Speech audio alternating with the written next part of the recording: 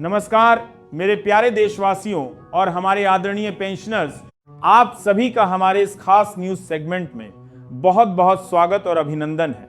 आज का दिन देश के करोड़ों कर्मचारियों और अपनी जीवन भर की सेवाएं दे चुके हमारे वरिष्ठ नागरिकों के लिए किसी उत्सव से कम नहीं है।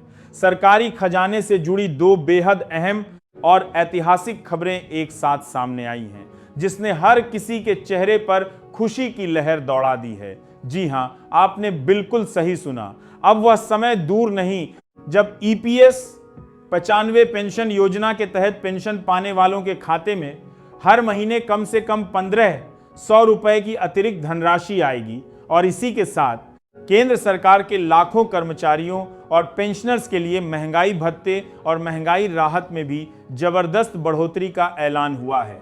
तो कमर कस लीजिए, क्योंकि आज हम आपको इन दोनों ही बड़ी खबरों की हर छोटी बड़ी बात से रूबरू कराएंगे। इसलिए इस वीडियो को अंत तक देखना बिल्कुल न भूलें। और हाँ, अगर आप हमारे चैनल पर नए हैं तो सब्सक्राइब का बटन दबाना और वीडियो को लाइक करना न भूलें, ताकि ऐसी ही अहम खबरें आप तक पहुंचती रहें। चलिए फिर देर किस बात की, सबसे पहले उस बड़ी खबर पर चलते हैं जो ईपीएस 95 पेंशनर्स के लिए किसी वरदान से कम नहीं है। पहली बड़ी खबर, ईपीएस 95 पेंशनर्स को मिलेगी न्यूनतम पेंशन 7,500 रुपए। सरकार का ऐतिहासिक फैसला। दोस्तों, उत्तर प्रदेश के संडीला से लेकर तमिलनाडु के कन्याकुमारी तक और गुजरात के कच्छ के रेगिस्तान से लेकर असम के चाय बागानों तक लाखों ऐसे पेंशनर्स हैं जो अपने बुढ़ापे की पूंजी के रूप में ईपीएस 95 पेंशन योजना पर निर्भर हैं। लेकिन लंबे समय से एक बड़ी मांग उठ रही थी, एक बड़ी उम्मीद थी कि उनकी इस पेंशन में इजाफा किया जाए, ताकि बढ़ती महंगाई के इस दौर में वे 2 वक्त की रोटी और दवा का इंतजाम बेहतर तरीके से कर सकें। अब आखिरकार उनकी यह लंबे समय से लंबित मांग सरकार की ओर से सुनाई देने लगी है। खबरों के मुताबिक और सूत्रों की माने तो केंद्र सरकार अब ईपीएस 95 योजना के अंतर्गत आने वाले पेंशन धारकों की न्यूनतम पेंशन राशि को बढ़ाकर 7,000 रुपए प्रतिमाह करने का पर पूरी तरह से गंभीरता से विचार कर रही है। यह वह बड़ा अपडेट है जिसने पूरे देश के पेंशनर्स में नई जान फूंक दी है। सरकार का यह कदम बेहद अहम माना जा रहा है, क्योंकि इसका सीधा असर उन वरिष्ठ नागरिकों की जेब और जीवन स्तर पर पड़ेगा जिन्होंने अपने पूरे करियर में इस योजना में नियमित योगदान दिया। कैसे होगा फायदा और कौन है हकदार? अब सवाल उठता है कि आखिर यह फायदा किसे और कैसे मिलेगा। तो दोस्तों, बता दें कि यह प्रस्तावित बढ़ोतरी उन सभी सदस्यों पर लागू होगी जिन्होंने अपने ईपीएफ खाते के जरिए ईपीएस 95 में योगदान दिया है। इसके साथ ही सबसे जरूरी शर्त यह है कि उन्होंने कम से कम 10 वर्षों तक सेवा दी हो और इस योजना में अपना हिस्सा डाला हो। यानी जिन लोगों ने 10 साल से कम समय तक काम किया है उन्हें इस बढ़ोतरी का लाभ नहीं मिलेगा, लेकिन 10 साल या उससे अधिक सेवा देने वाले लाखों पेंशनर्स के लिए यह किसी संजीवनी से कम नहीं है। सरकार का यह फैसला सिर्फ भविष्य में पेंशन लेने वालों के लिए नहीं है, बल्कि इसमें वर्तमान में पेंशन पा रहे सभी पात्र पेंशनर्स को भी शामिल किया गया है। एक बार यह प्रस्ताव मंजूर हो जाता है और सरकार की मोहर लग जाती है तो सभी पात्र पेंशन धारक स्वतः ही इस लाभ के हकदार हो जाएंगे। सरकार का मकसद बिल्कुल साफ है, देश के हर उस बुजुर्ग को जिसने अपने जीवन का एक लंबा हिस्सा देश की सेवा में लगाया, एक सम्मानजनक और सुरक्षित जीवन प्रदान करना। 7,000 रुपए की पेंशन, पेंशनर्स की जिंदगी में क्या बदलाव आएगा? अगर हम गौर से देखें तो पेंशन राशि में यह बढ़ोतरी सिर्फ आंकड़ों का खेल नहीं है, यह एक सामाजिक सुरक्षा कवच है। फिलहाल कई राज्यों में ईपीएस 95 के तहत पेंशनर्स को जो राशि मिलती है वह उनकी बुनियादी जरूरतों को पूरा करने में भी मुश्किल खड़ी कर देती है।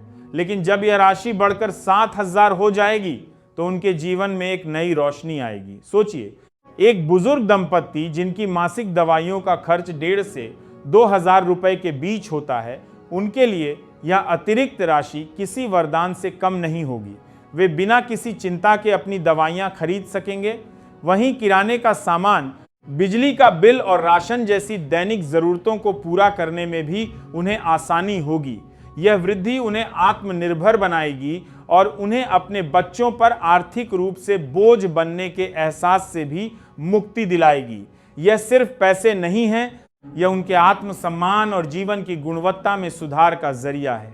वे अपनी पोती पोते को बिना हिचकिचाए पॉकेट मनी दे सकेंगे, अपने शौक पूरे कर सकेंगे और एक बेहतर जीवन जी सकेंगे। यह वृद्धि उनके चेहरे पर एक नई मुस्कान लाएगी और उन्हें अपने बुढ़ापे में भी एक सशक्त और आत्मविश्वासी महसूस कराएगी। प्रस्तावित योजना की प्रमुख बातें एक नजर में। प्रस्तावित न्यूनतम पेंशन, हर महीने 7,000 रुपए। लाभार्थी कौन?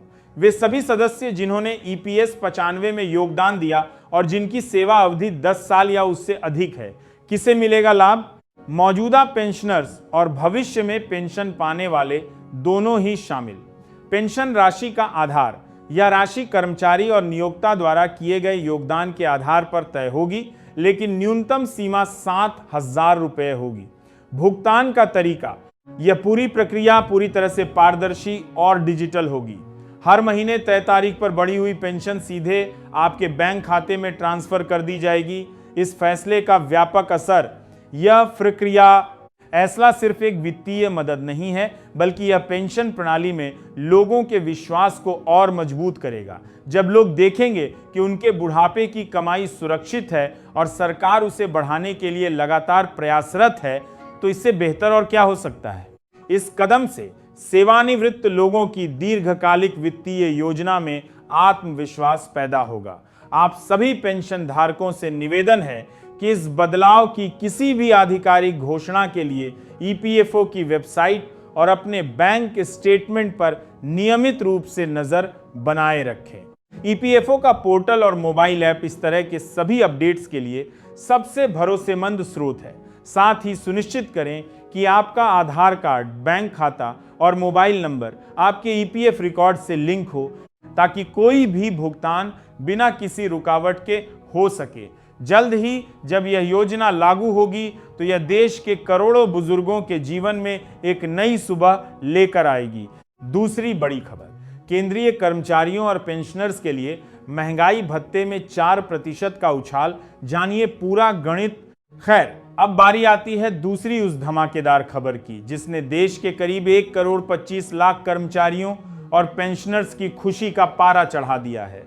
दोस्तों, यह खबर बेहद अहम है, क्योंकि यह सीधे तौर पर हर महीने की तनख्वाह और पेंशन से जुड़ी है। जी हां, केंद्र सरकार ने एक बार फिर अपने कर्मचारियों और पूर्व कर्मचारियों की झोली भरने का फैसला किया है। बढ़ती महंगाई ने आम आदमी की कमर तोड़कर रख दी है। हर रोज दूध, सब्जी, दाल से लेकर पेट्रोल, डीजल तक सबकी कीमतें आसमान छू रही हैं। ऐसे में सरकारी कर्मचारियों और पेंशनर्स के लिए यह राहत की खबर किसी मसीहा से कम नहीं है।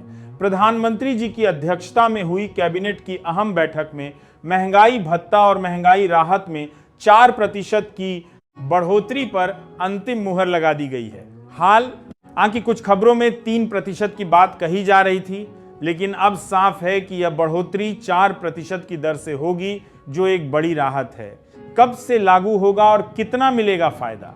अब सबसे अहम सवाल यह है कि आखिर यह बढ़ा हुआ भत्ता कब से लागू होगा और इसका फायदा आपके खाते में कितने रुपए के रूप में दिखेगा।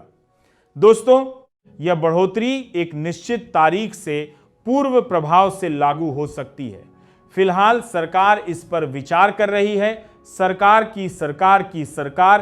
लेकिन आमतौर पर डीए में बढ़ोतरी जनवरी और जुलाई से लागू मानी जाती है। महंगाई भत्ते की गणना आपके मूल वेतन के प्रतिशत के रूप में होती है। मान लीजिए कि किसी कर्मचारी का मूल वेतन 20,000 रुपए है।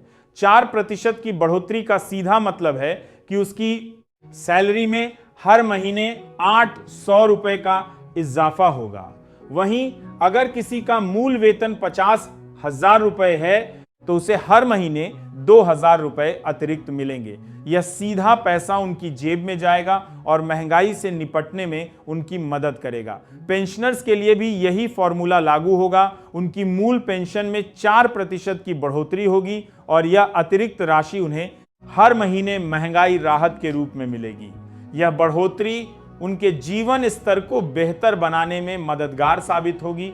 कुल कितना हो गया महंगाई भत्ता? दोस्तों, अगर हम बात करें कि अब कुल महंगाई भत्ता कितना हो गया है, तो फिलहाल केंद्रीय कर्मचारियों को जो डीए मिल रहा था उसमें यह 4% की बढ़ोतरी जुड़ जाएगी। मान लीजिए कि पहले डीए की दर 42% थी, तो अब यह बढ़कर 46% हो जाएगी। लेकिन यह आंकड़ा अंतिम नहीं है, क्योंकि सरकार ने अभी आधिकारिक तौर पर इसकी घोषणा नहीं की है। जैसे ही आधिकारिक आदेश जारी होगा, हम आपको तुरंत अपडेट देंगे। लेकिन इतना तय है कि यह बढ़ोतरी कर्मचारियों और पेंशनर्स के लिए बेहद फायदेमंद होगी। इससे न सिर्फ उनकी मासिक आय बढ़ेगी, बल्कि उनकी बचत करने की क्षमता भी मजबूत होगी। यह पैसा वे अपने बच्चों की पढ़ाई, अपने स्वास्थ्य या किसी अन्य जरूरत पर खर्च कर सकेंगे। महंगाई भत्ते में बढ़ोतरी का असर। महंगाई भत्ते में यह बढ़ोतरी सिर्फ एक संख्या नहीं है, बल्कि यह लाखों परिवारों की जिंदगी में सकारात्मक बदलाव लाएगी। इससे बाजार में मांग बढ़ेगी, क्योंकि लोगों के पास खर्च करने के लिए ज्यादा पैसे होंगे। इससे अर्थव्यवस्था को भी गति मिलेगी। छोटे दुकानदारों से लेकर बड़े व्यापारियों तक सभी को इसका फायदा होगा। यह एक ऐसा कदम है जो न सिर्फ कर्मचारियों को राहत देता है, बल्कि पूरे देश की अर्थव्यवस्था को मजबूत करता है।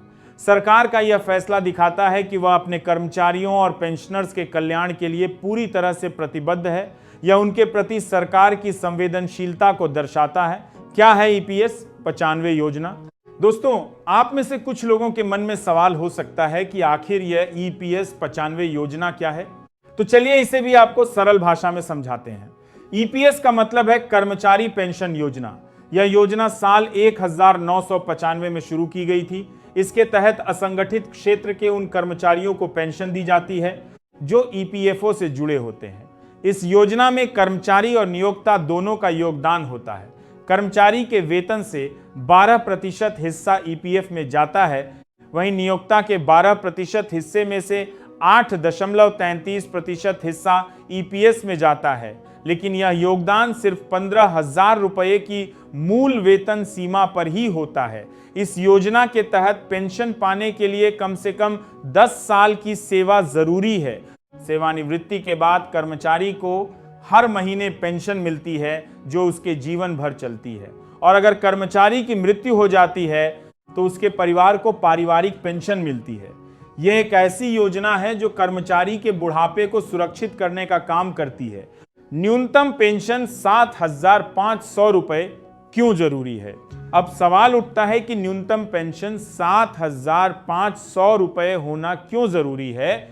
दरअसल आज के समय में महंगाई इतनी बढ़ गई है कि कम पेंशन में गुजर बसर करना मुश्किल हो गया है। एक रिपोर्ट के मुताबिक एक बुजुर्ग जोड़े का मासिक खर्च कम से कम 5 से 6 हजार रुपए